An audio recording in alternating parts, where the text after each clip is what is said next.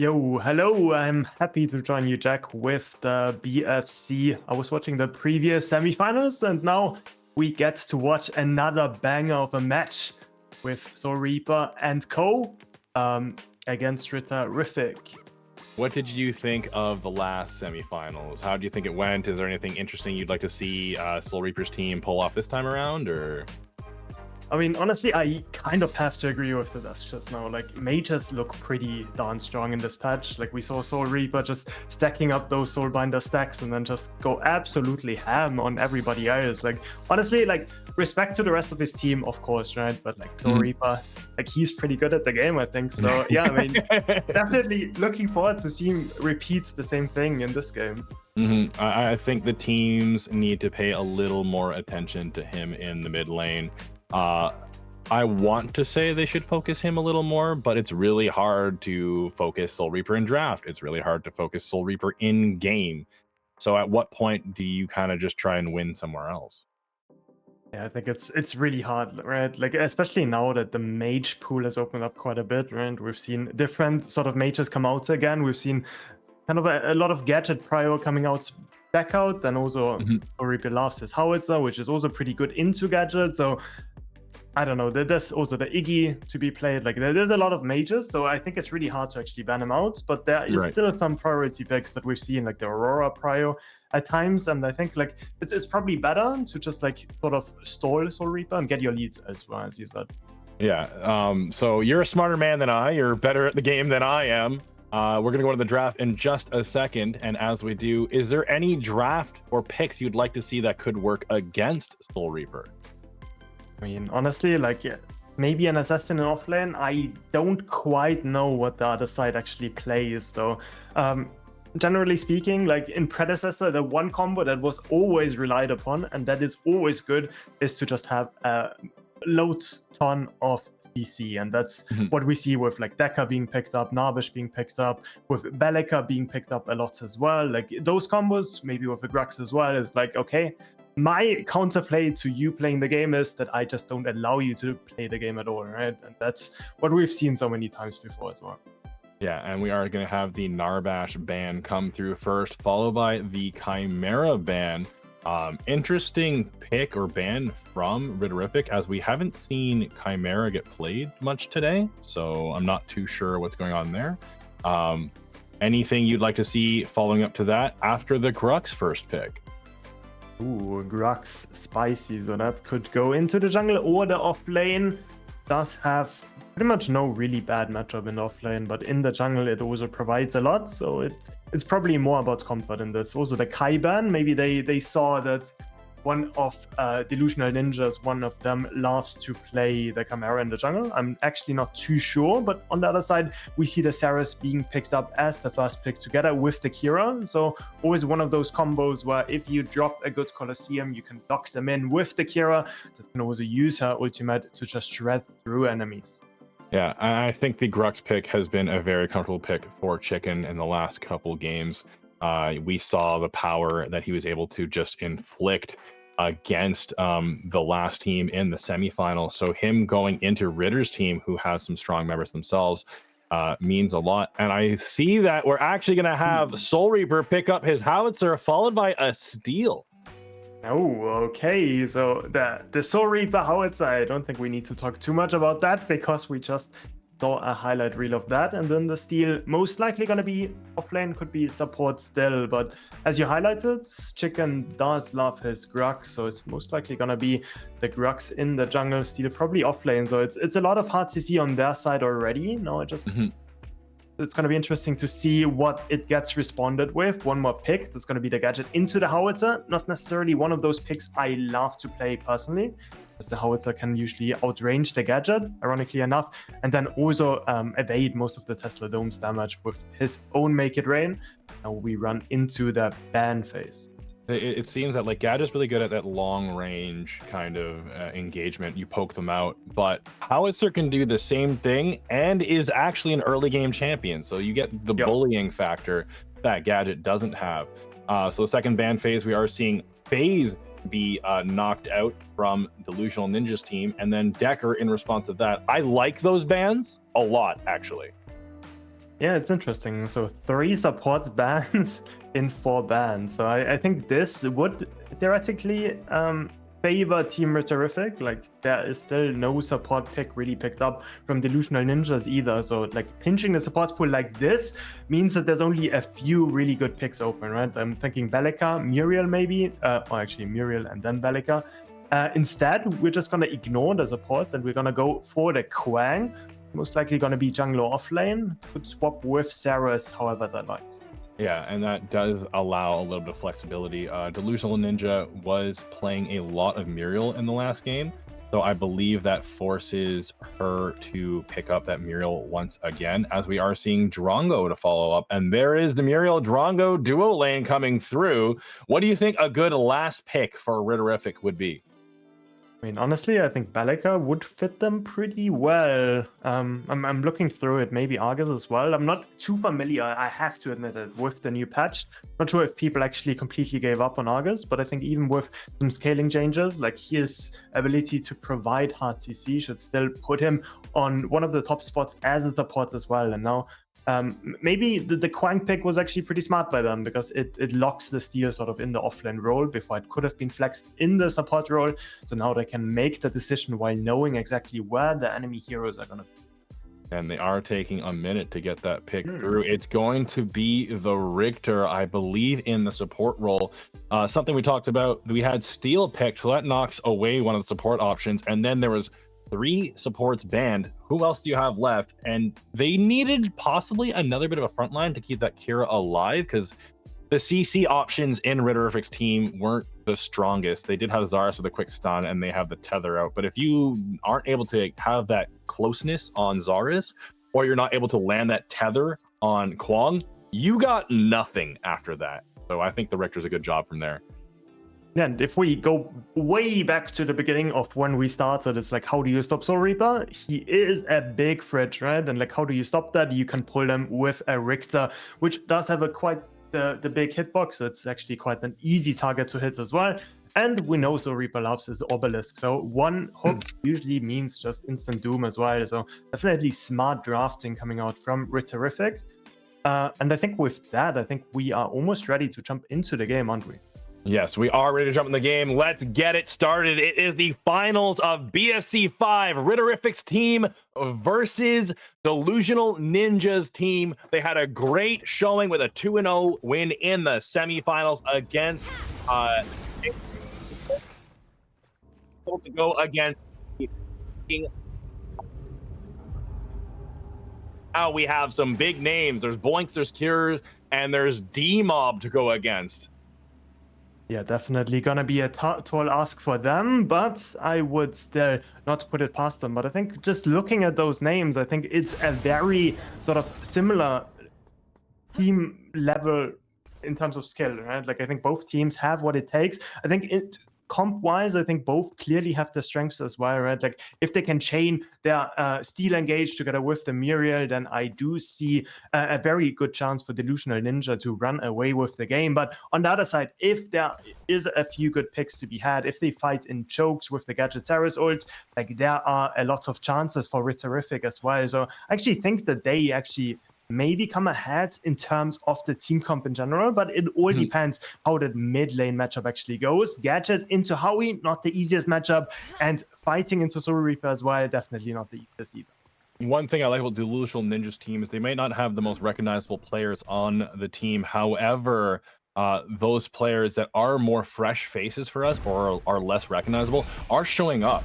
Like Ninja herself, we saw a very big play on Muriel, living at half HP, and while doing not only peeling for herself and keeping herself alive, keeping her teammates alive in the process, and not taking that last tick of damage from the Megacosm. And that does matter, right? Every small bit matters, and like a tournament like this is so beautiful in the sense where you can see those up and coming players, right? Like getting better tournament from tournament, picking up, playing together with different teammates, finding their synergies, playing with other people each time. I think that is a very big strength of organizing a tournament like this, which is draft based, and definitely we see some banger games coming out of it as well. And RitterRiffic going to throw the very first hook of the game. It will miss onto Delusional Ninja as Soul Reaper dismantling Boinks immediately, not even 2 minutes into the game. First blood in favor. And I think that's exactly what you said before, Geronimo, right? Like it is like, what is the stronger early game hero? Like we would tend to say Howitzer, and he proves it right there. Gets the solo bolo onto Gadget, maybe a bit of an overstep, but didn't respect the level 2 as Kwang is getting shoved into turret with Grux also nearby. Grux going to run down Cocaine as he does manage to land the tether onto the Grux, but they're going to continue as Seeknix bops him in the back of the head, forcing the blink on the Kwang with Grux following up himself. He does get the smashing grab and the last hit on the basic attacks to secure the second kill of the game in favor of Delusional Ninja's team. 2-0. Now it's all about keeping your mental, not giving up for the side of RitterRiffic, right? Like it's not over at all. Like they have still everything in their tanks to take this. They just need to play cool, calm, and collected. Don't let this get to your head. There's still no significant lead on the other side as we see Gadget being forced to blink away in the mid lane. They're like, a bit rough for them. Yeah, Chicken wants to use his Grux to his full potential in the early game. This is where I like the Grux jungle. A lot of people kind of, you know, poo-poo it or say it's a bit questionable, but if you're able to secure the power of Grux in the early game and get that lead off, you know, you can transition so much pressure across the map for the mid game. We are seeing Cocaine now just boxing away against Seeknix, who is going to have to back against the Kwang, allowing a bit of wave control in favor of that offlaner. Yeah, a bit of wave control for the Kwang, but did have to force did have the blink forced a bit before, right? So Kwang needs to be careful of those Grux ganks, but he should be pretty confident that Grux is in his blue side, which he is at the moment, right? So a few blinks forced on the side of RitterRiffic, which means mid lane could be the target, the off lane could be the target dual lane. We didn't really see too much happening, no real hook connecting so far. Yeah, and D-Mob is in position to look for a possible gank, but both him and Boinks are going to back instead, as they don't have a lot of mana. Soul Reaper going to just continue pushing this last bit of wave in, followed by Seeknix. So I think we're looking for a reset. They could possibly position themselves for that first Fangtooth early on in the game.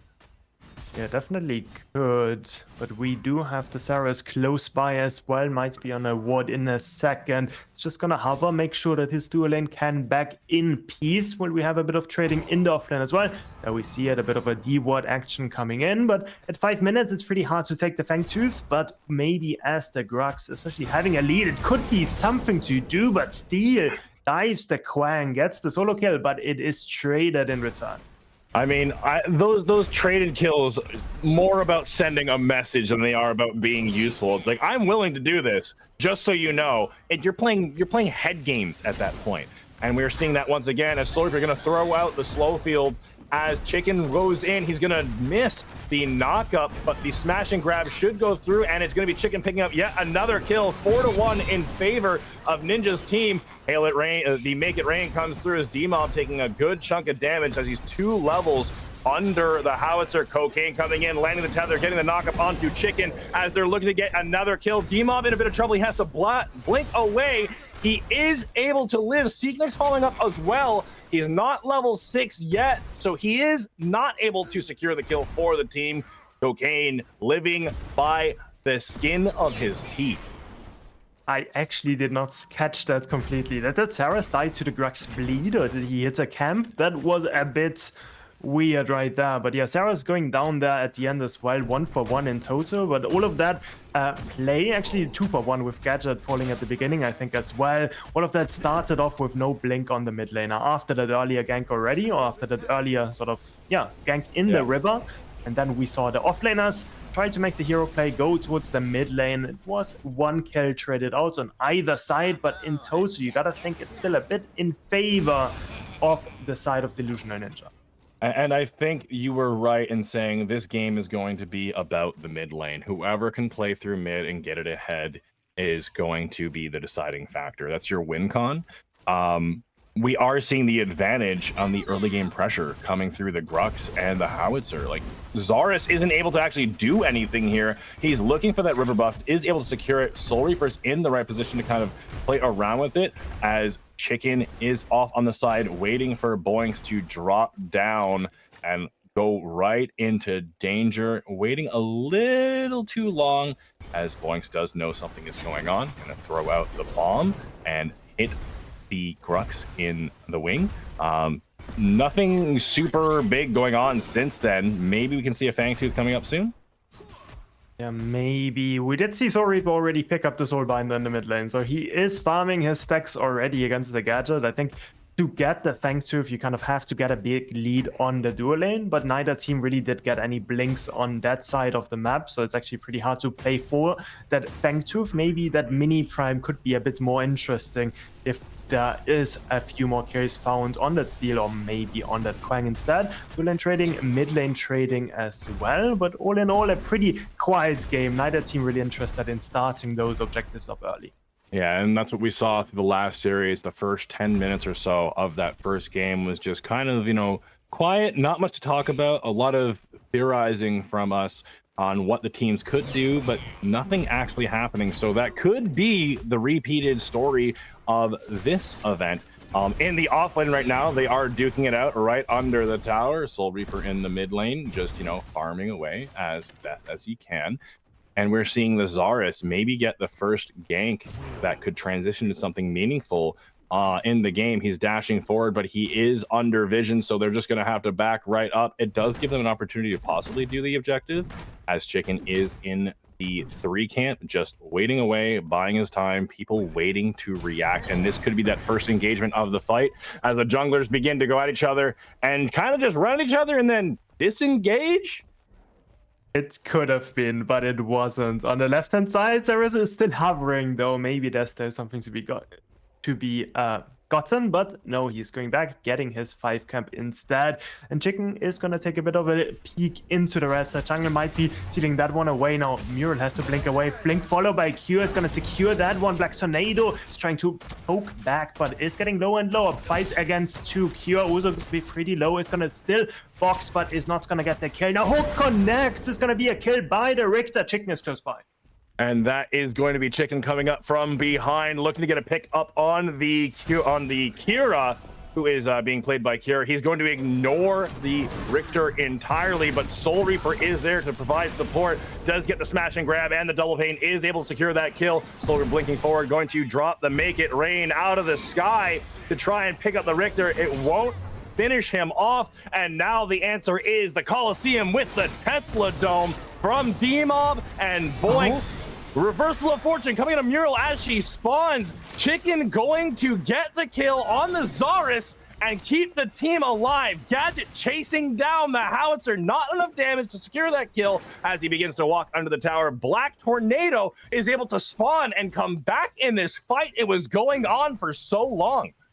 It all started up with DlusionalNinja getting hooked at the beginning of the fight, but she redeems herself with a good reversal of fortune, saving her jungler, trading 1 kill back for her team, and definitely showing like how to play that Muriel in those early stages of the game. Always having that reversal of fortune ready, using that knockup as well to buy as much space, to buy as much time for her team as possible. But with that fight being pretty even in terms of results, it's still, Jack, neither team really being able to start up the Fang, as we see Cyan buff though being played. And I'm noticing, like, we saw this back when you were playing in the PCC and when you were like playing more frequently in these events.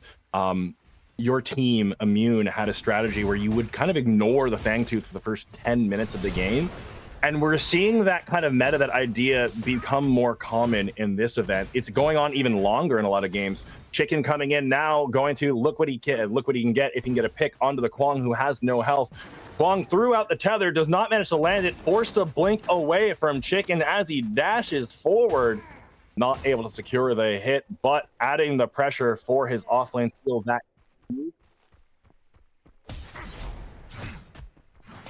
and in the response of that, we are seeing D-Mob pick up that 3 camp. Yeah, really good warding though coming out for the blue side team. Just always knowing where the Saros is on that side. Now we see Mini Prime being taken by Chicken together with Seeknix. It's going to be traded out with the Fangtooth on the other side of the map. That should just be a clean trade of objectives. The Mini Prime probably going to be claimed by the Steel, but maybe Grux takes it for himself. And that is going to be a handshake of objectives across the map. We are seeing a possible invasion coming from Chicken. He's going to look at the enemy blue buff in response. D-Mob not too sure he's around there, as Cocaine is just running down that tower to apply whatever damage with the minions he can, crashing that wave in to deny that from the Steel. This does create an opportunity for Chicken and Steel to go in for the collapsing gank. Kwang does not have ultimate, but on the other side of the map, we have the engagement from the Zars breaking the Coliseum out. RitterRiffic throwing out the Riplash, not able to land anything significant, hitting a minion instead of a hero.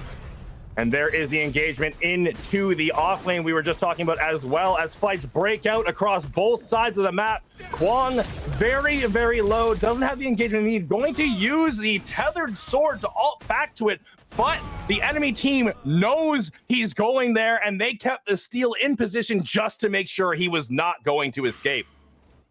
Didn't want to gift over the 6th kill to the Grux. That is 5-1 and 2 now. Dual lane still more trading. Hook barely does not connect, but the Purge does. Black Tornado has to be feeling very, very scared right now. 1 HP is gonna just reset, but the dual lane of Q and RitterRiffic looking more and more scary as time goes on. But on the other side of the map, Grux is pushing down that tier 1 on that right-hand side, is gonna be able to secure that together with the Steel and the power of the Mini Prime, buffing up those minions while giving him extra resistances as well. So I think from the beginning, like, we thought everything is gonna be mid lane, right? Like mid lane, we saw the early kill, we saw a lot of ganks coming in, but now we see more and more the junglers sort of dictating where those fights are breaking. And those fights are definitely breaking out in the off lane a little more and more, getting advantage of that Mini Prime in the off lane, getting that pressure that the off laners so need. When you have an off lane winning in Predecessor, it's really hard to have that off lane come back. Chicken now 5-1 with 127 CS. Soul Reaper going to engage. The Tesla Dome does drop out to zone Soul Reaper out from being able to get that kill. But Chicken has that primed up wave going into the T1. Boinks not having all the tools that she needs to pull that minion wave away. However, they're going to rotate out, not siege against the gadget. Soul Reaper's taking the back. Chicken in a weird position right now in the jungle as they are engaging the fight. D-Mob in a little bit of trouble. He's going to have to get away using those Iceborne Talons, but he does manage to live. There's another rotation coming from the support. Coming into the mid lane onto Soul Reaper, is going to throw out the hook. He does land it on Soul Reaper, but Chicken's there to knock him up. The cage comes through from Zaris, able to do what he can. It's Chicken securing that kill. Ritter in a bit of trouble now as he's going forward, and it's going to be Black Tornado killing the Kira. 3 down for Boinks' team. She's able to survive off the gadget. DlusionalNinja now in position to get the reversal fortune out as she drops the consecrated ground to apply the damage that the team needs to stay alive along. There it is. The Grux getting the save to stay alive. Not enough as Boinks decides to come back into the fight and get the kill before dropping herself. And now it's Kwang who's trying to trade Soul Reaper just before he dies, is not able to secure it as Soul Reaper lives with 1 HP once again. Seeknix securing the kill onto the Kwang. Yo, what did we just watch? What was that fight just going on for like a good minute or so? So many frags, people going back from base just to die again because the gray screen is just that beautiful to watch. And it is the Grux, the Chicken. 7-2 was 7-1 there for a second. Not that good of a scoreline, especially if you're watching from Brazil. But yeah, I mean, just insanely well played by them, but also like Grux is just so hard to kill with no persistent damage. With the gadget, just having AoE damage that is over time, but isn't really something to burst somebody down with. And if a Grux gets swinging, we all know the saying, if Grux is Gruxing, then you don't want to be anywhere close to it. And that is what they saw right there as well. Few good picks being picked up now. Hook does not connect, but Soul Reaper. The action is not stopping as Soul Reaper's coming in for the flank. The tower is up, but they're looking at Ritter. Make it rain coming out. They are able to secure the kill for Drongo.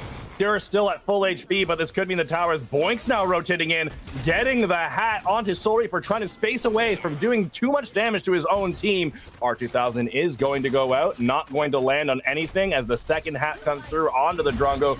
You're in an interesting position, not knowing how to engage. Go to dash forward. Tessadum going out onto Soul Reaper, who's able to get taken out by the Kira.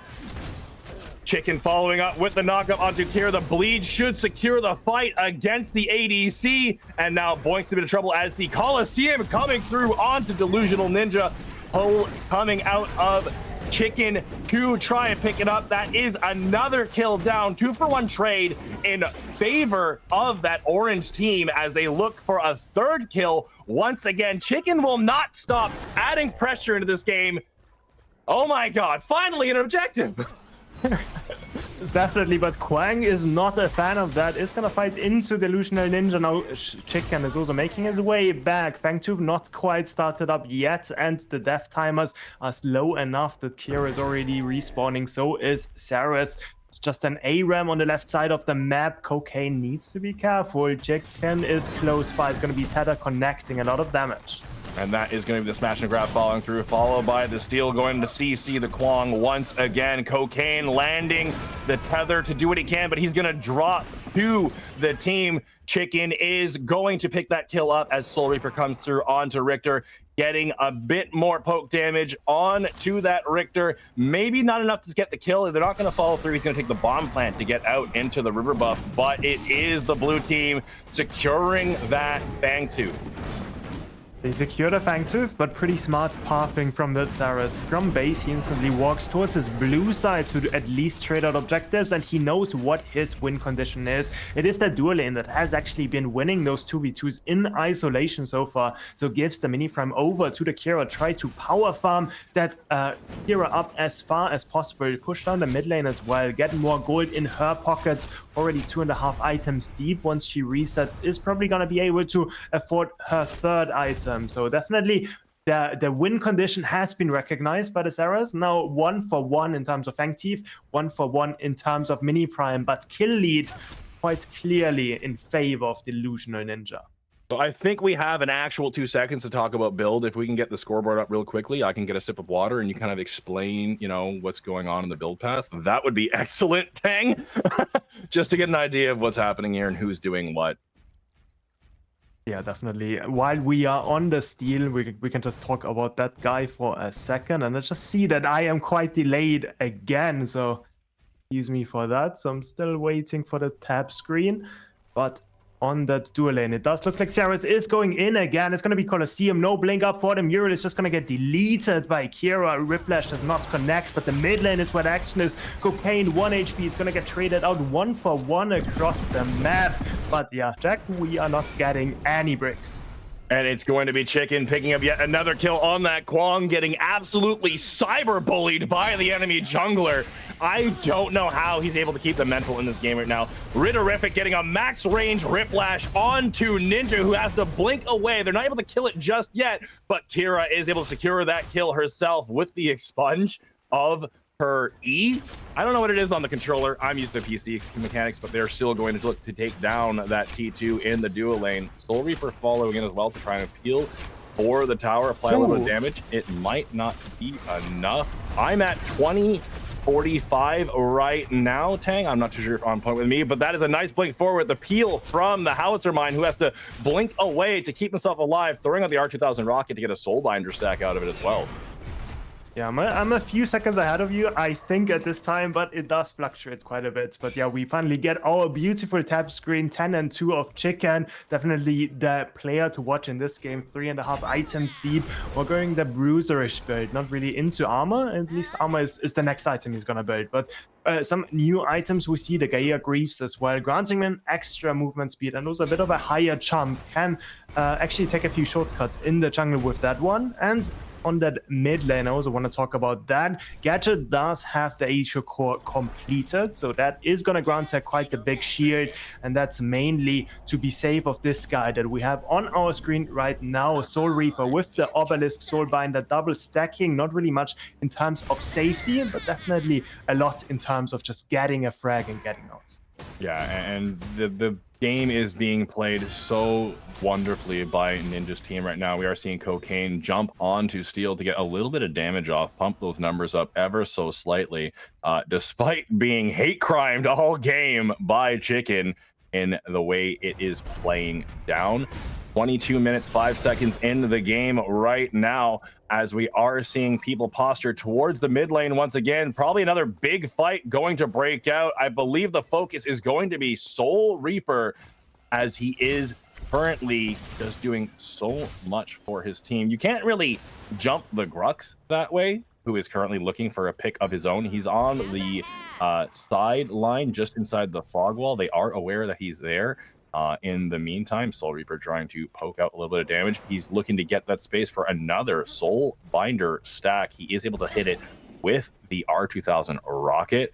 Both teams looking to get themselves a good spot for that Orb Prime.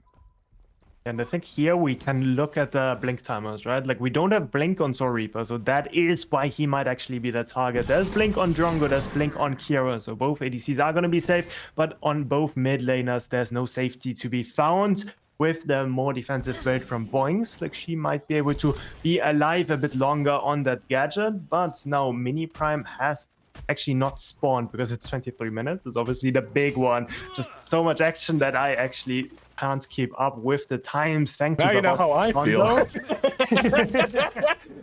And there's going to be another tether coming out of Kwong, who's actually going to land it onto Soul Reaper. The team is there to back him up to make sure he does get away through the shield wall and a bit of shielding on the Muriel. Everyone in the position waiting for that Fang Tooth. It is Soul Reaper's team needing to back and clear out the minion wave that's hitting the T2. Fang Tooth does spawn right now, which causes the orange team to react. They're running over and see if they can burn it down before anyone's able to get there. Soul Reaper first to the fight, as well as the Drongo, but it's the Grux they need there. He's applying the damage he can, make it rain going through. It is next to no health. They are able to secure it, but they might actually be able to pick up the kill on the Zarus. Soul Reaper in a weird position as Seeknix follows through and is able to create the space his teammate needs to not get absolutely bullied inside of the Raptor pit. They're looking to take out the 5 camp as the enemy team's trying to posture through and pick up a consolation prize of their own jungle camps in the enemy team, in the enemy jungle, sorry. And they're now going to back off.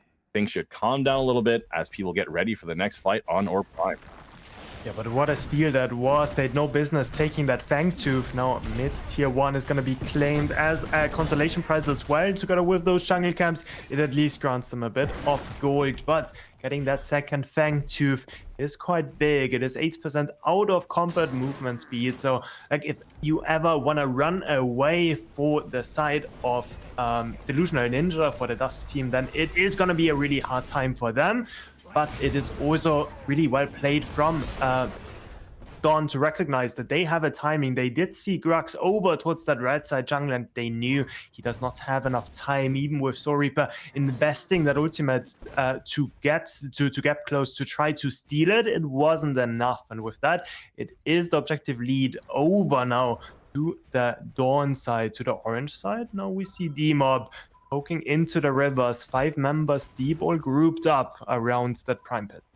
Wong and Steel constantly just walking into each other all game, trying to trade each other off as best as they can. But, you know, at this point, they're just kind of getting used to the routine and disengaging.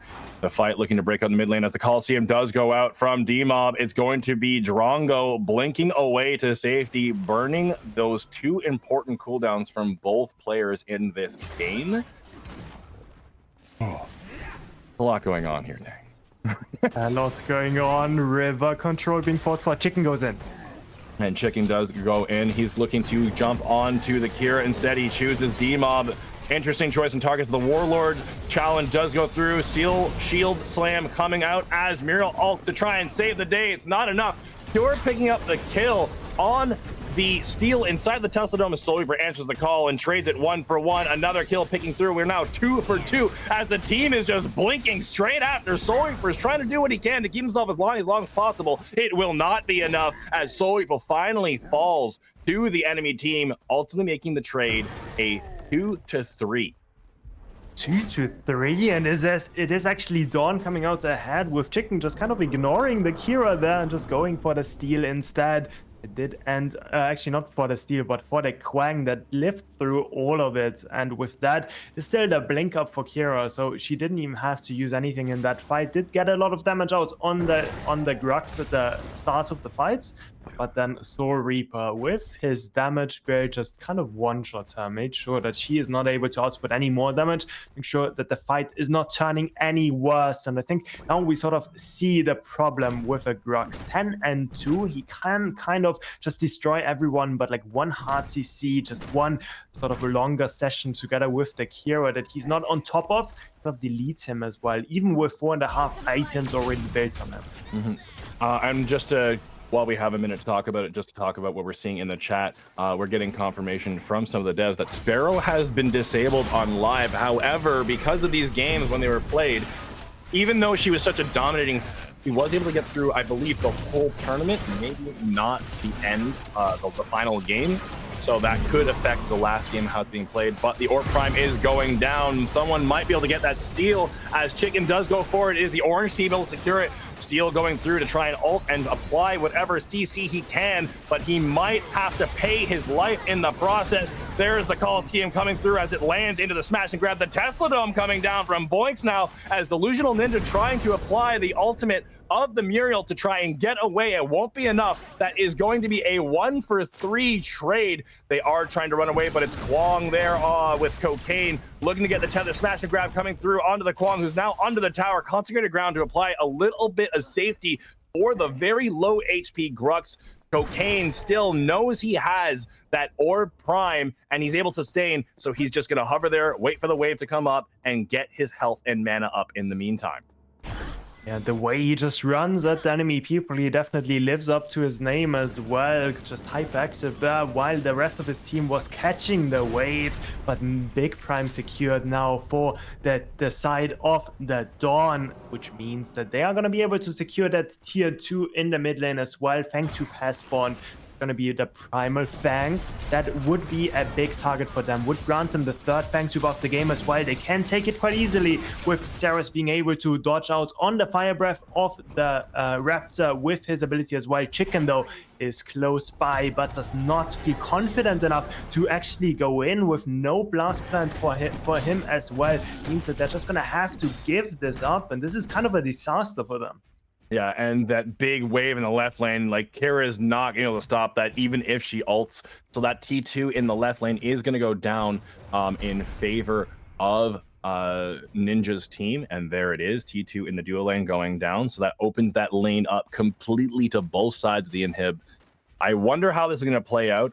One thing I did notice is D-Mob is building one of my favorite items in the game, and that would be Citadel. Really awkward to buy a lot of times, but I feel like it has so much value, especially when you like pair it up with things like Basilisk or other pen items in the game.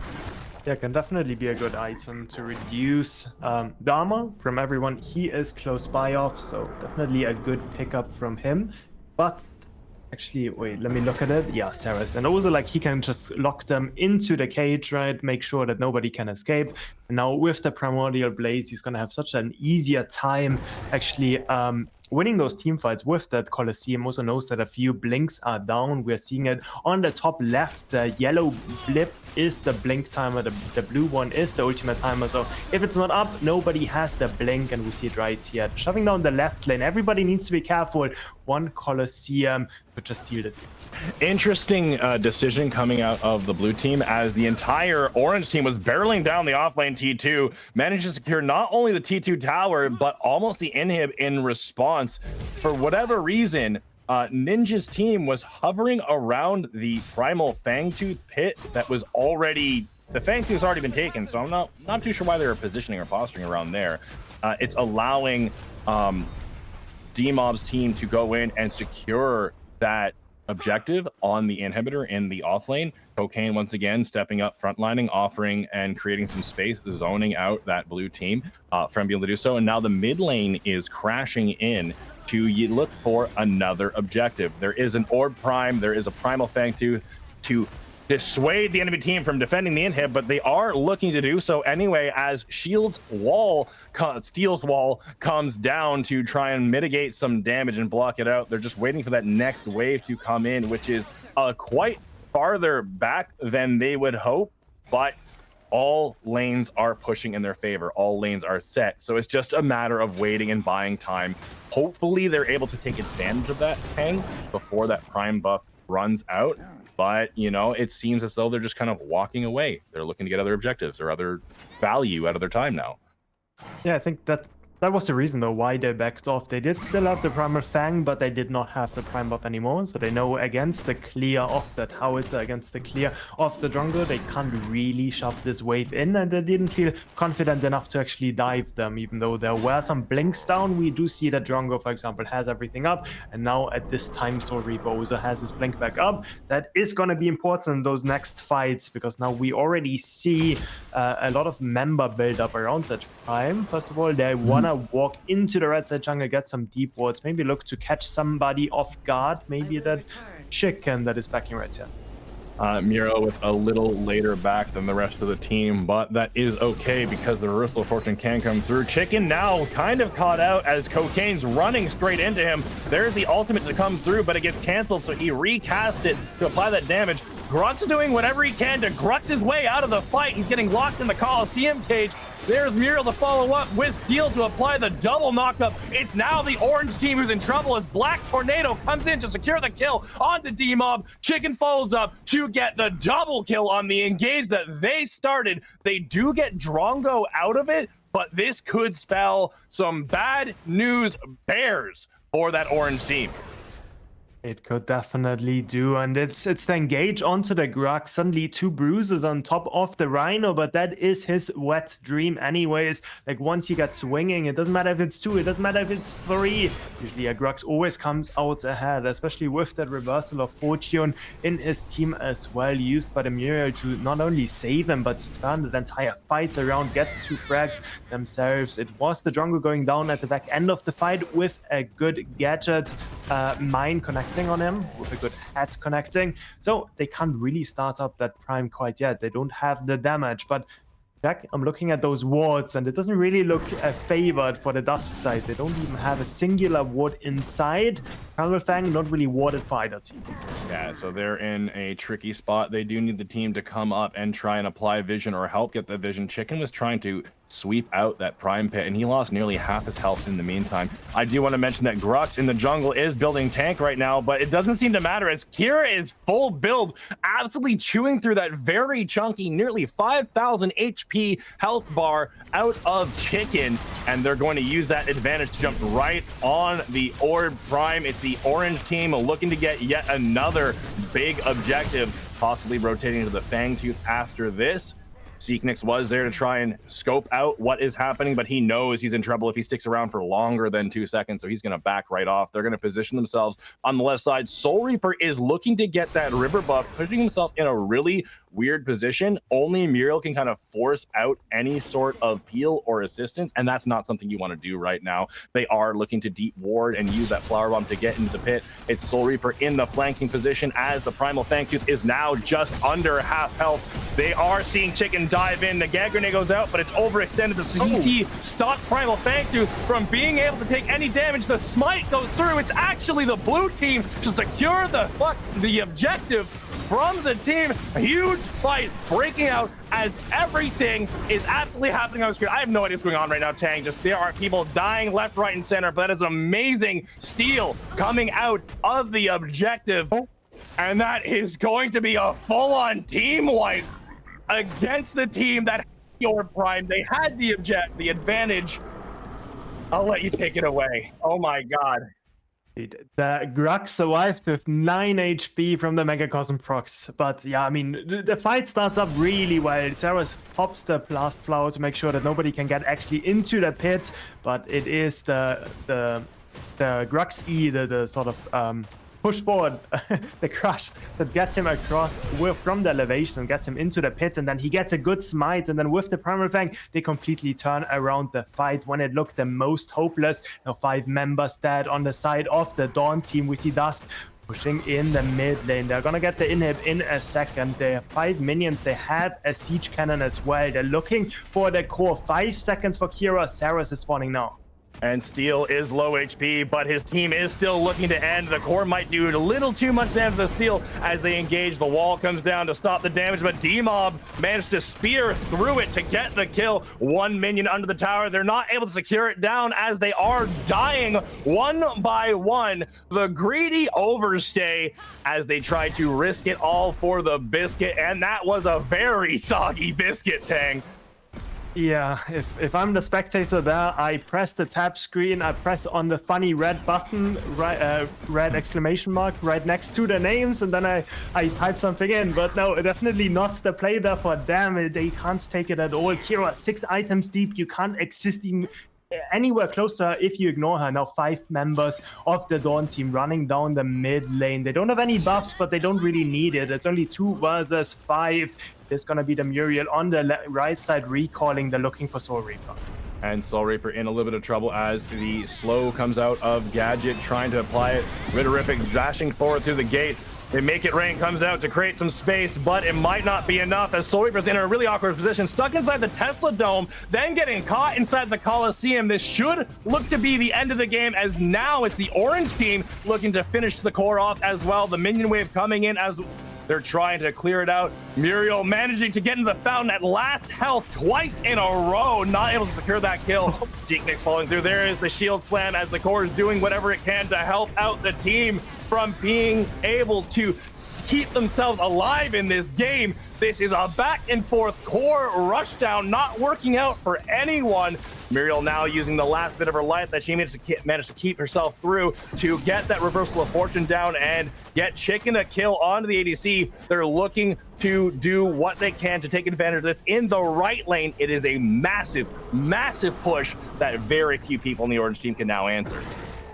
Oh my god, what's going on? They just get mind control to do the same thing that the Dawn team just did to them, and they all fall as well. Now, the inhib is going to take some damage, but it is still going to be answered by Boinks, and now Prime should be up in a second. But we see members of the blue team run towards the mid lane. It does look like both teams sort of have a magical attraction towards that lane, just running down the mid lane. One side, other side, it doesn't matter. We just want to end the game, and we want to end it fast. What both teams are thinking, but side lane is also important. Left wave pushing into the Dawn side. They have to catch this. On the other side, we see Gadget still fixing up that wave, but with no objective being up at the moment. Sort of at that time that needs to be sort of fixed, but Steel, Chicken, they're looking for cocaine.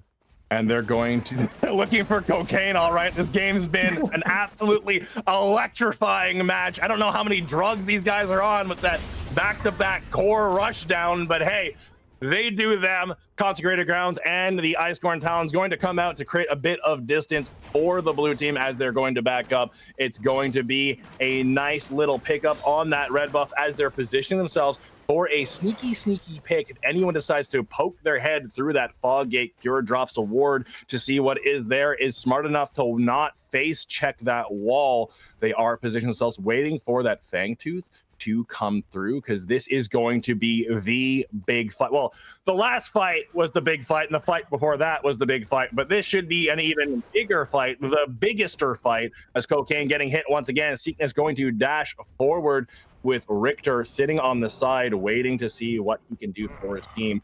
There is the call, the roar of that Raptor going into the pit. The teams are looking to position themselves. We are seeing D-Mob on the side, seeing if he can find a place for that Coliseum to go through. Gadget throwing. Look on the right wave. Yeah, you got to look on the right wave. It is pushing down. That could mean inhib. It's forcing the blue team to react, either fight or flight. They only have those choices.